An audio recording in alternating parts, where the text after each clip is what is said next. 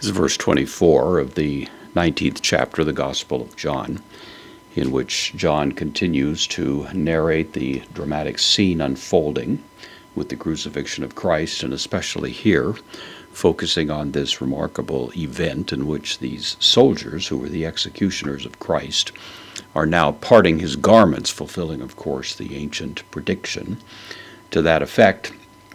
And so we have the discussion here. So apon, this is from Lego, I say, it's a second aorist, using here first aorist endings, which is something somewhat unusual, unique to this particular word, but it'll happen this way. So it's third person plural, aorist active indicative. They said, the postpositive un, they said, therefore, pros. This is suggesting a somewhat animated discussion. It would have been in the dative plural, simply to indicate a discussion among themselves, but pros alleluos.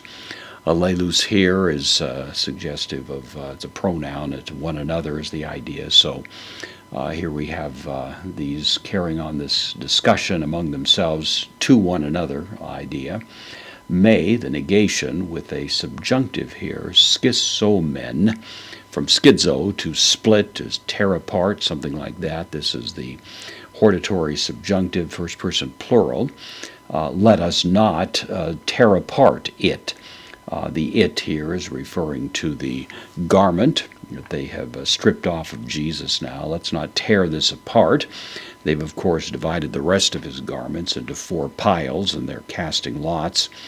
But on this one, they're going to cast a separate lot as to whose it will be. So, but lakomen, this is from lakano. It means to cast a lot or to throw dice, that idea.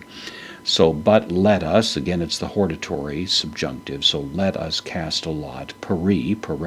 Preposition, takes the genitive concerning it, referring to this garment, so let us cast lots concerning it. Whose, the interrogative pronoun here, whose, this is the first person singular, whose it will be, estai, the future of a me, I am, third person,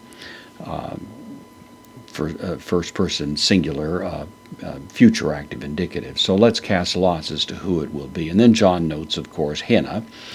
Conjunction takes the subjunctive, which is what we have down here. So in order he graphe, in order that he graphe, the scripture, singular here, plerothe, this is from plerao, which means to fulfill, to bring to complete fulfillment, as in filling up a jar full of water, something like that.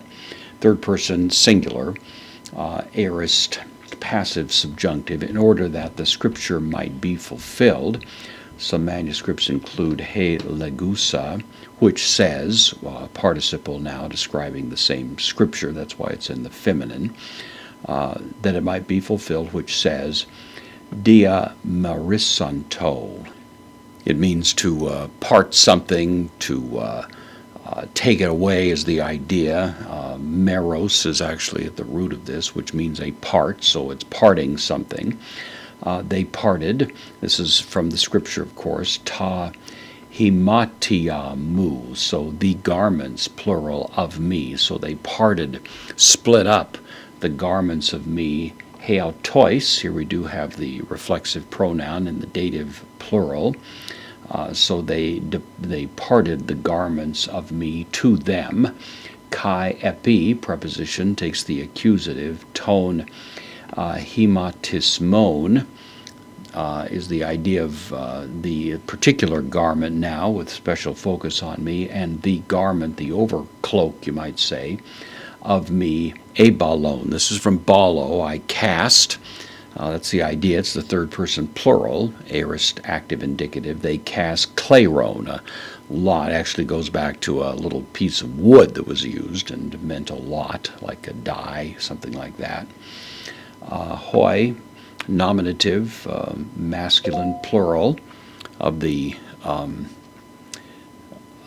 articles. So the, on the one hand, therefore, stratiotai, The soldiers, so these soldiers or these soldiers, tauta, demonstrative pronoun, these things, a poieson, from poieo, to make or to do, third person plural, aorist active indicative. The soldiers did these things, as if John wants to put a punctuation at the end of this and a bit of an exclamation point to make it clear that they did the very things which had been predicted, had been contemplated in the earlier prophets.